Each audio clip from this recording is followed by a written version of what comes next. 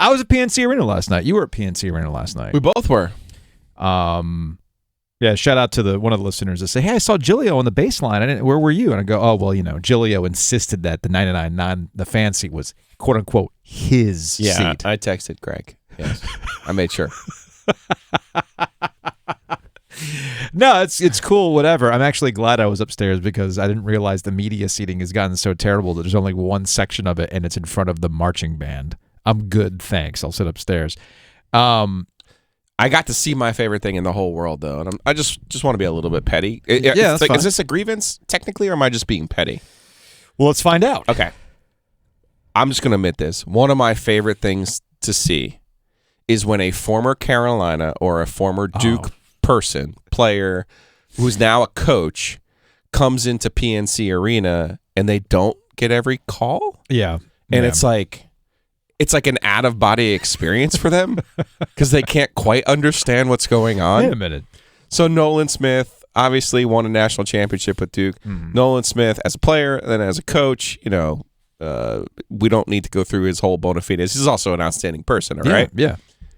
But that doesn't prevent me from taking some pleasure in watching him on the Louisville bench. Just kind of, you could see it in real time. You could see it in real time because it's like, the thought cloud just kind of pops up like, I'll use not to use that word, but like, oh man, crap, the Hall of Famer's not next to me anymore. Yeah. Oh man, we got that call. Wait a minute. Oh man, not again, as Drake likes to say. Oh man. Oh man. Oh man. Oh man. I'm on the bench with Danny Manning now, and poor Kenny Payne, who's an excellent recruiter. Sure. I pat myself on the back. His two best players, though, are Nolan Smith and Danny Manning, long out of eligibility, and now his assistant coaches. Louisville is Yeah, I mean, they're an interesting looking program. L. Ellis, who's the Durham guy. kid. Yep. Yeah. And in typically NC State and Carolina fans will say the same thing too. It's like, oh, is there a guy from the area that's coming back to the building? That guy's going to fill it up. Wolfpack hero for a day. Yeah. It wasn't really the case for Louisville. I will say this. That's the first NC State basketball game I've gone to this season. For a variety of reasons, I just have not had a chance to go out to PNC Arena for a basketball game. So I made it a point to go for a couple of reasons. But it was funny. When I got there were several people, PNC Arena staff. They were like, oh, hey, stranger. I get that sort of thing, right? Like, what are you here for? And I'm like, you know why I'm here, okay? Shout out to our guy, Craig. He was kind of like, oh, surprised you showed up to this one. I'm like, you know why I showed up to this one, okay? Because a lot of other NC State fans were fascinated by what could potentially happen last night. 17.5-point favorite. And the game was tight in the first half. It absolutely was tight in the first half. NC State couldn't buy a bucket. But I am very much looking forward to January 4th at PNC Arena when Duke comes to play NC State, because we're going to get an amazing showdown between DJ Burns of NC State and Ryan Young of Duke. Two unassuming guys who will absolutely ball on you. It's been actually entertaining to watch. DJ Burns is on that BJ Anya. No, wait a second. He can score. I mean, he has a touch to him. That's what I'm saying. He is BJ Anya with a hell of a lot more skill. Okay. If you see DJ Burns, you're thinking, oh, geez, what the heck is going on here? And he kind of looks like me in a uniform. But the guy's got skill.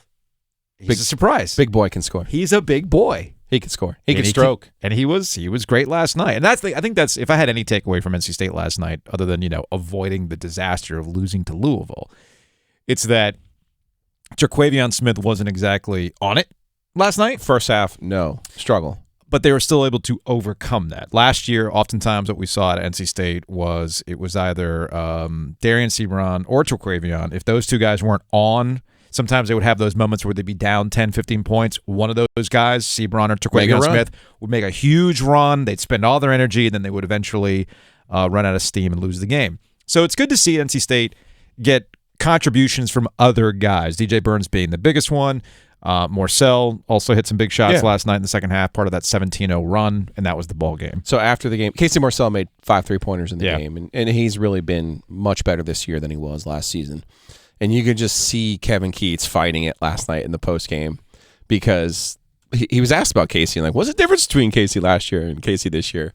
And like he so desperately wants to say he's no longer brainwashed by Tony Bennett. He knows how to play basketball now, and it's very freeing. That's funny. His answer was that was my translation, but his answer was, he's learning how to play faster. Okay, he's learning how to play faster, and he's getting used to up-tempo basketball. So it was interesting to hear. But the truth of the matter is, it took Casey Morsell a year to figure out what his role was. Mm-hmm. And I think you see him now, and you're right about Terquavion Smith. I think he's a much better playmaker this year than he was last year. Sure.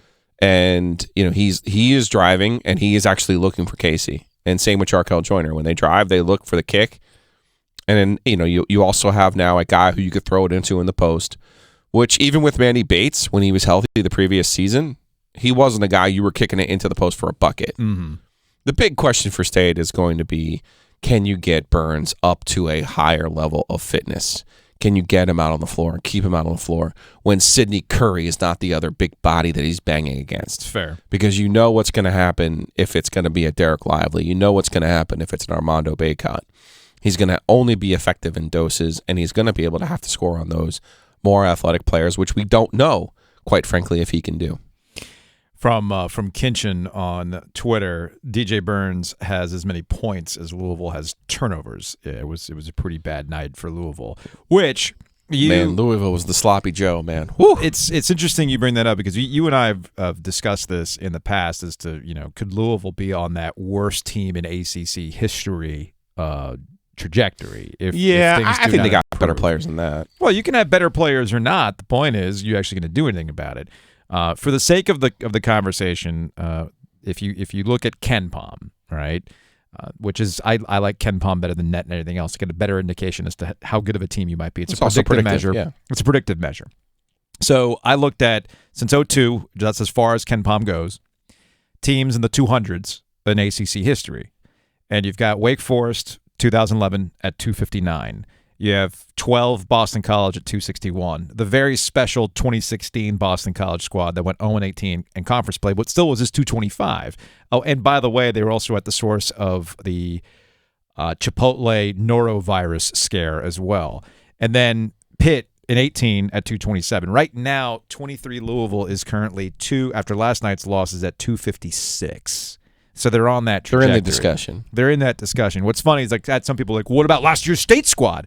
Funny thing is, about last year's NC State squad was like 128. Pitt was technically worse by KenPom measurements than State was, but we know the record. The record doesn't always indicate how bad of a team you might be. Louisville looks like a bad team.